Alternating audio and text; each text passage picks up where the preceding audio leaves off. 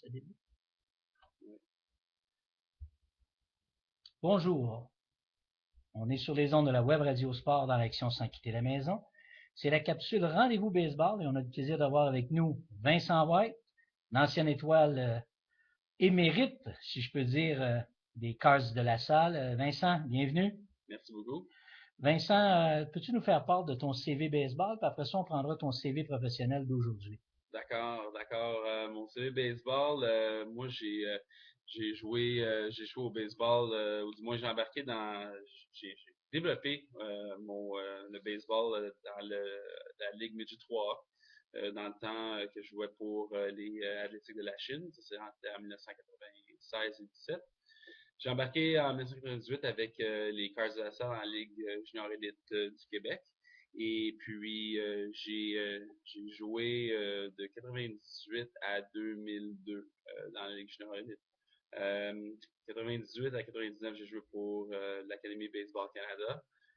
J'ai été recruté par les Mets de New York en 99. J'ai accepté une bourse d'études pour aller jouer au Texas dans un junior college. Malheureusement, tout ça a été tombé à l'eau suite à des blessures au genou que j'ai eues. Suite à ça, j'ai été obligé de me réorienter, puis je suis resté au Québec pour mes études. Alors, j'ai fait mon cégep puis mon université ici à Montréal. J'ai quand même eu la chance de partir jouer 3 fois pour l'équipe du Québec jusqu'en 2002, dont les Jeux du Canada en 2001. J'ai eu la chance de gagner une médaille d'argent en 98 à la Coupe Baseball Canada, une médaille d'or au championnat junior 2002. Je crois, surtout, j'ai gagné le concours de circuit en 2002. Ça avait été un fait saillant, ça a été bien le fun. Mais après ça, suite aux blessures, j'ai réalisé que je ne pouvais pas vraiment faire carrière. Donc, j'ai décidé d'accrocher mes crampons à l'âge de 22 ans. Et puis, c'est là que je suis tombé dans mes études, puis je suis resté plus un fan du baseball que plus sur le terrain. Au niveau professionnel, maintenant, Vincent White, son CV est composé de quoi? Lorsque j'ai arrêté de jouer au baseball, j'ai travaillé je suis venu en charge des relations publiques et des communications pour Baseball Canada comme stagiaire. Alors, aussitôt que j'ai arrêté de jouer au baseball, j'ai eu un poste avec les bureaux de Baseball Canada à Ottawa. Ça me permet de travailler main à main avec Greg Hamilton, avec André Lachance et Jim Baba. Et puis, c'était une expérience assez importante à l'âge de 22 ans. Donc ça, c'était ma première expérience professionnelle de travail. Je fais mes études en 2005 à l'Université de Montréal. Et puis, après avoir fait quelques voyages de sac à dos, j'ai ensuite travaillé pour la compagnie Xerox pendant 2 ans. Alors, une école de vente qui est assez connue. Et puis, j'ai bien aimé mon parcours là. Ensuite, j'ai décroché un poste avec une agence de presse qui s'appelle CNW et j'ai travaillé pendant 4 ans chez CNW. Donc, c'est une belle expérience. Ça m'a permis aussi d'habiter à Ottawa pendant presque 2 ans.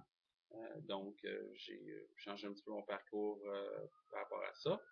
Et puis maintenant, depuis 2012, j'ai embarqué après avoir développé encore plus mon CV du point de vue marketing et communication, j'ai décroché le mandat de développer la campagne Movember au Québec.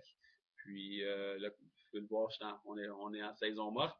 Mais c'est une campagne qui nous permet qui a amassé au-dessus de 40 millions de dollars en 2011 et 2012. Et puis au Québec, ça a pris feu aussi après la campagne 2011. Alors maintenant, j'ai mis la main là-dedans. Alors c'est vraiment un côté marketing là, que je suis positionné. Vince, if we try to find a link between the two CVs, your baseball career as a young man and your professional CV right now, we see that one or the other keeps you in contact with people. What would be the point between the two that are similar in what you're going through today? It's a good question. I think that when I was a player, I was very social. I believe I was very appreciative of my teammates, and I believe it was it went both ways.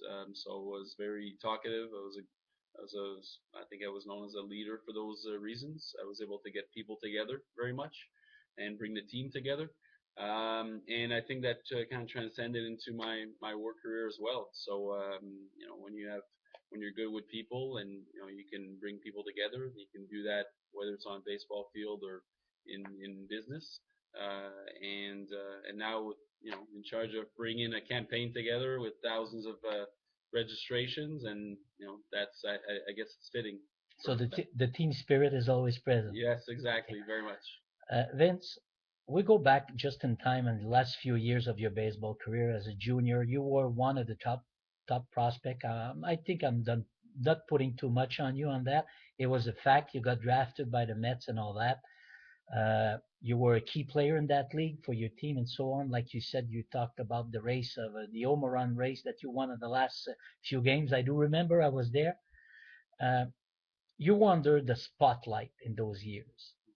Today, with your work and especially what I would call Vince White 2.0, I find that you're kind of too under the spotlight. Is that something you seek, or it comes naturally, or it's just by reflex? I think it's something that kind of comes naturally. I don't necessarily seek it, but I guess I'm very comfortable with, when it comes to, I guess, Web 2.0 and being, if you blog or you're very active on Facebook or any type of social media, and you're participating in events, you're asked to present at events and to, lead many of those events. And gosh, media relations falls part of it. When you do that, then yeah, I guess you put yourself in a position where it's going to come back naturally. I can't say that I necessarily seek for that. If I really did, then I think perhaps I'd be better be better as developing some sort of acting career. But it's not a dream of mine. But I guess with my positions, when you have good social skills, you fall into some sort of you fall into that place where people are going to ask you to do present certain things, and you feel comfortable with having that type of spotlight, whether it's on a field or online or in front of a camera. Ben Vincent, justement, tu me rouvres la porte quand tu as fait une petite mention avec un sourire que tu aurais peut-être pu avoir une carrière d'acteur. Puis on s'en cachera pas, Vincent White est quand même un homme qui paraît bien, etc. Même dans tes jeunes années au baseball, il y avait des admiratrices dans les estrades qui pouvaient suivre Vincent White plus que les Cards de Lasalle. Puis aujourd'hui, veut pas, Vincent, jusqu'à quel point on peut être conscient ou pas conscient que notre good looks dans des campagnes pour réunir des gens, ou même quand tu fais ton social networking, ton 2.0, comme j'ai appelé tantôt, tu n'as pas envisagé à un moment donné peut-être une carrière de mode ou autre chose que tu aurais pu te servir de ton apparence physique plus que de ton côté sociable, comme tu nous mentionnais tantôt? C'est un bon point. C'est déjà quelque chose, oui, que j'ai déjà pensé, mais j'ai pas quelque chose que j'ai jamais poursuivi. Je sais pas que peut-être never say never, mais moi j'ai été assez, je me suis toujours concentré un petit peu sur mon expérience pratique, et puis sur mes intérêts, puis d'être constamment en dessous du spotlight, c'est pas quelque chose qui me je cherchais peut-être d'autres défis, ou je cherche d'autres défis par rapport à être juste. Souvent, je vois des fois les personnalités, ça tombe beaucoup sur du moi, sur du paraître et sur soi-même. Alors, j'aime ça pouvoir, maintenant, je suis dans des postes, des types de postes qu'il faut utiliser beaucoup plus. Il y a beaucoup plus de stratégie que ça. Alors, moi, je trouve ça pas intéressant, mais never say never. Et puis, surtout maintenant avec la campagne Movember, quand on va être rendu là, cette année, il y a beaucoup d'entrevues. Alors, si j'ai plus de caméras devant moi, peut-être que ça va me donner piquer à la curiosité, mais pour l'instant, non, c'est pas quelque chose que j'ai en tête. Vincent, je prends l'expression spotlight, je prends l'expression physique, apparence, etc. Je prends l'expression dream, des rêves, etc. Tu nous as fait mention tantôt. Tu avais été repêché par les Mets de New York. Je pense que dans ton inner circle, comme on pourrait dire, dans ton groupe d'amis rapprochés, Russell Martin, qui aujourd'hui, lui, est avec les Pirates, une belle carrière au niveau professionnel. Sauf erreur, je crois que tu t'occupes de sa campagne 2.0 ou de l'aider dans le social media, etc. Est-ce qu'à un moment donné, quand on regarde nos amis proches, même Russell, Ivan Nakarata, Hugues Appleby, tout ça, tous des gars que tu connais, vous tournez, je vais peser mon mot, vous tournez en entour de Russell, vous l'aidez, etc. Est-ce qu'à un moment donné, on n'a pas un petit pincement de se dire, qu'est-ce que moi j'aurais pu? Je me souviens très bien du calibre de jeu de Russell, puis le tien junior, puis sans une fausse modestie, tu avais une coche un petit peu au-dessus de Russell qui était un peu plus jeune. Fait qu'il y a-tu un petit pincement au cœur qui nous revient des fois quand on est tout seul dans un coin, là, on pense au passé comme au futur? Ben merci, c'est gentil, des gentils commentaires que tu me fais part. Tu sais, oui, oui puis non. Tu sais, je crois qu'il faut être réaliste aussi avec son propre avenir et puis son propre statut. Moi, je dirais jusqu'à temps que j'aille des blessures au genou, oui, c'est ça que j'avais en tête. Il y a un mes pincements, je les ai eus lorsque j'ai eu mes blessures. Et puis, c'est dommage, c'est des blessures que je ne peux pas échapper. Puis, et puis ça, les années qui ont suivi ont été très difficiles parce que c'est la seule chose que j'avais en tête, c'était de percer au baseball. Et puis donc disons que j'ai fait, bon, j'ai fait, je me suis ma crise, j'ai passé ça dans les années qui ont suivi, puis après ça, quand tu réalises un petit peu dans quelle direction tu t'en vas dans ta vie, puis tu veux pas continuer à être athlète, tu te réorientes assez rapidement. Puis c'est pas une raison pourquoi j'avais accroché mes crampons à 22 ans, puis j'avais décroché un poste avec Baseball Canada. J'ai été assez réaliste avec mes propres attentes. Donc là-dessus, non. Maintenant, c'est juste du sport, c'est juste l'amour qu'on donne à Russell dans sa carrière. On trouve ça formidable. C'est vraiment le fun comme ami de le voir de près. Euh, donc, sont on the field et sont off the field. Et puis, mais c'est sûr que des fois, oui, c'est sûr, on a des rêves, on pense, on veut y participer encore plus. Mais ça, je dirais que la passion pour être sur le terrain, ça fait un petit peu de temps maintenant que je passe à autre chose. Vince, if we go back still in time and all that, and I put you to the spot with what you went through, what you know today, what you live and all that. You got another career, you're focused on it. I think you're making good out of it, like if you would have a career in baseball. You got a young guy who's coming out about the same thing you went through. Mm-hmm. What would be the advice Vince White could give that young guy? Young guy, young player, Yeah, young player with like you as dream, and then boom, the dream is crushed with injuries and so on, or lost opportunity not to be at the right place at the right moment, versus seeing friends like your friends that evolve further in baseball and all that. Yeah. What would be the message that Vince White could give that young kid to build up his morale to get him back in track? It's I think you should always aim high at whatever your dreams are. You should always be aiming high. If you want to be a baseball player, you should and you want to make a career out of it, then aim as high as you can. Don't limit yourself by thinking well you want to play say just college baseball. If you want to always aim high. If you want to you want to go far with it, then you got to think about the major leagues, and it's not unattainable. It's these things, dreams do come true. You see, Russell Martin's from NDG, and he, he grew up dreaming about playing in the big leagues, and now he's there. So these things happen. You just got to believe in it first. And once you go through significant impasses in life, then such as say a career-ending injury, which is really unfortunate, but then you got to shift gears. You got to assess what you've gone through, and then you got to reestablish what your priorities are, what you want to do, and when you do that, then you find new goals and new dreams to reach out to, and when you do that, then again, aim high, and whether it's to start a family, whether it's to get a house, whether it's to be to push yourself with work. Um, just aim high and just go after it.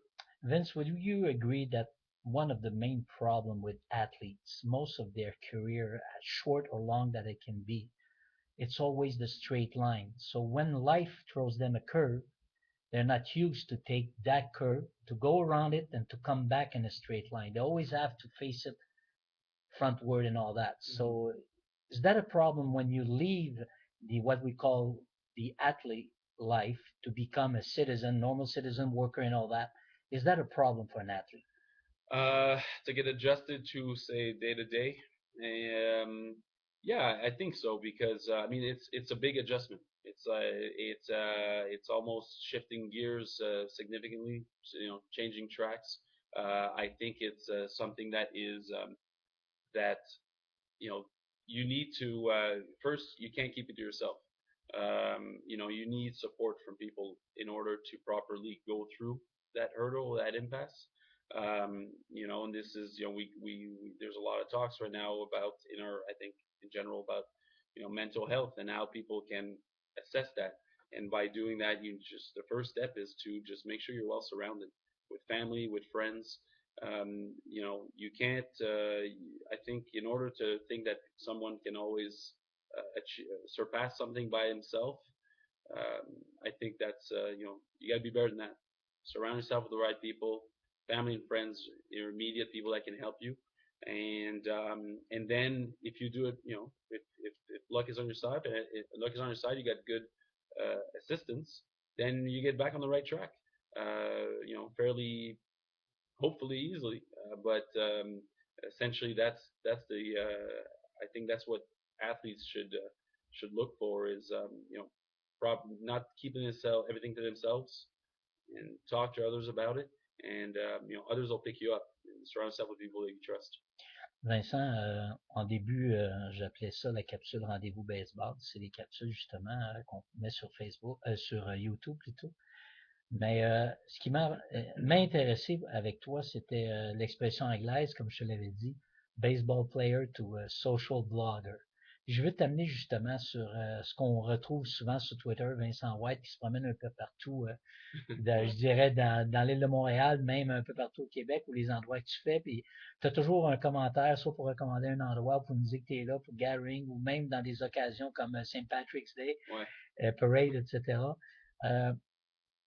Sans que ce soit le plus important de ton métier actuellement, ça prend quand même, sauf erreur, une bonne partie de ta vie.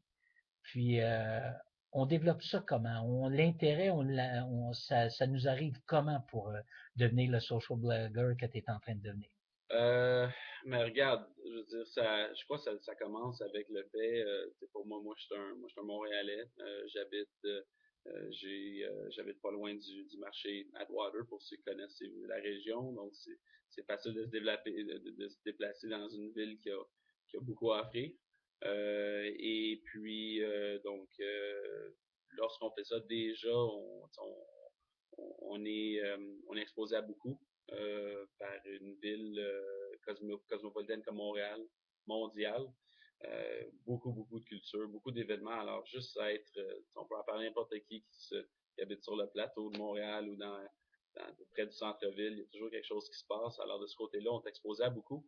Puis, si on utilise en utilisant les médias sociaux d'une façon assez libre et bien, il y a beaucoup de contenu intéressant qui va sortir. Mais il faut être confortable avec tout ça. Du même coup, avec mon travail, puis j'imagine le style de vie que j'ai, ça me permet des fois de voyager à New York ou à Toronto. Le mois prochain, j'ai la chance de pouvoir me déplacer et aller en Californie pour une semaine. Alors, ça va être tout parti de tout ça. Puis moi, absolument, c'est des situations que je trouve intéressantes. Je les partage. Et puis, je me sens bien à l'aise avec tout ça. Et puis, c'est un petit peu comme ça avec le temps aussi, les gens commencent à te suivre un petit peu et puis ils aiment les recommandations que tu fais. Alors, je sais pas de mettre nécessairement beaucoup de pression avec tout ça, beaucoup d'efforts. Ça vient un petit peu naturellement dans mon style de vie, avec ce que je fais. Ah, tu es en train de devenir un deuxième Denis Coderre, c'est ça que tu es en train de ouais, dire? Ouais, je le connais aussi, Denis, donc ouais. Tu vois, Vincent, j'ai retenu une phrase que tu as dit dans ton dernier commentaire d'une ville qui a beaucoup à offrir. Ouais. Et actuellement, on s'en cachera pas. The talk of the town, c'est everything that's going wrong with Montreal, hein, tout ce qui va mal avec la ville. Ouais. Puis, jusqu'à quel point tu considères que s'il y a d'autres blogueurs comme toi qui voient le beau côté, le bon côté de Montréal, au-delà de toutes les mauvaises critiques qu'on a, les côtés cosmopolites, les endroits à découvrir, les gens à découvrir, les activités à découvrir, au-delà des nids de poules, puis la corruption, les contrats, les politiciens, etc. Jusqu'à quel point l'impact d'un regroupement de blogueurs comme toi pourrait donner un uplifting, comme je pourrais dire, à Montréal, autant ici qu'à travers le monde? Euh, je crois que ça en donnerait énormément.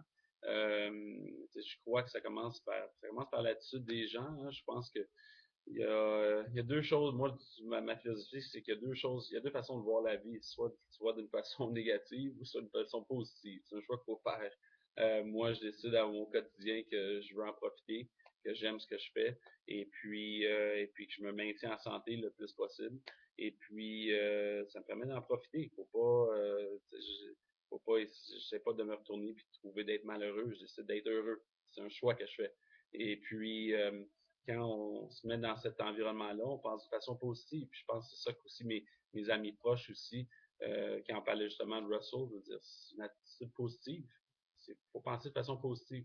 Alors quand on est comme ça, oui, c'est sûr que moi j'ai tendance à me regrouper le plus possible auprès de gens qui me permettent de me hausser et non de m'abaisser ou de s'abaisser eux-mêmes. Je crois que c'est pas exactement constructif quand on fait ça. Et puis, j'approche mon day-to-day de la même chose. Alors, Montréal, je pense, c'est une ville qui a beaucoup à offrir. Je pense qu'elle rayonne, euh, euh, elle rayonne énormément au niveau mondial présentement. Oui, il y a des problèmes, il y a certaines impasses importantes par rapport au domaine de la construction, évidemment, notamment de la commission Charbonneau, tout le monde suit ça de très près. Ça n'aide pas la visibilité de la ville, évidemment. Mais ça fait partie, c'est des problèmes qu'il faut régler, des problèmes fondamentaux j'imagine, de notre société qu'il faut régler. Et puis, du même coup, c'est pas, oui, il y a des problèmes majeurs dont la ville fait face, mais du même coup, la ville a beaucoup à offrir. Alors, faut regarder un petit peu le positif des choses, et puis, mais faut pas nécessairement en même temps, faut être clair, faut pas se cacher de nos problèmes ou de ce que la ville, par exemple, les problèmes auxquels la ville de Montréal fait face. Faut en être conscient, mais je pense en général, pour rester positif, c'est bien qu'on va pouvoir avancer dans la bonne direction. Vincent, je ne peux pas faire autrement que de te ramener au sport. Hein? Ouais. La prémisse de base, c'est le baseball. Le sport et l'argent. Au Québec, on a un peu, puis je pense que c'est un secret de polichinelle que une partie des Québécois, pour ne pas dire une majorité, on a un peu de problème avec l'argent, hein, que les gens fassent de l'argent ou qu'il y en ait plus que d'autres, etc.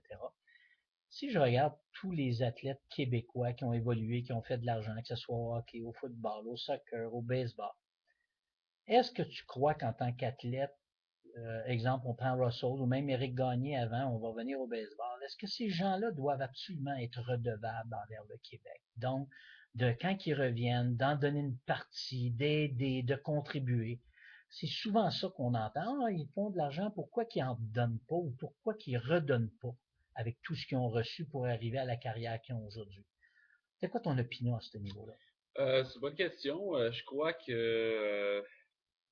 qu'en premier lieu, quand on parle d'athlètes de ce niveau-là qui ont fait beaucoup d'argent, euh, ou même peu importe le type d'individu, quand on parle d'un citoyen qui a fait beaucoup d'argent dans son travail, dans sa vie, je crois faut être redevable à sa société qui lui a permis de devenir la personne qu'il est. Donc, oui, ça, je pense qu'il faut être conscient. Et puis, c'est important de bien comprendre ce concept-là.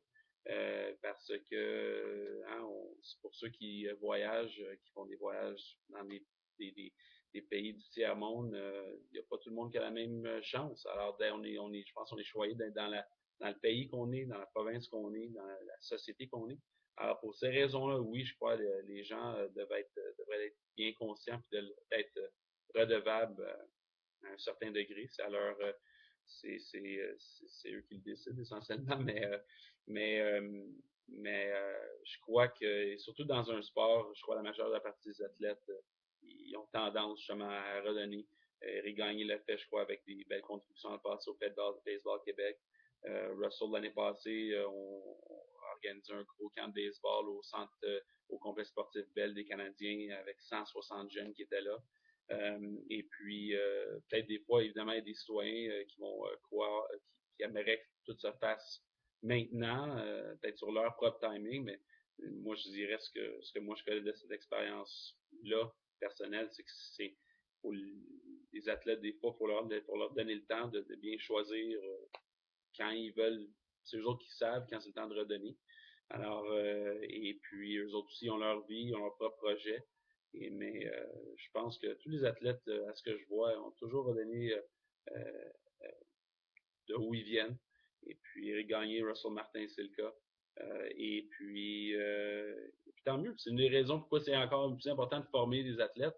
C'est qu'en bout de ligne, ils vont vouloir, ils viennent de Montréal, ils viennent du Québec.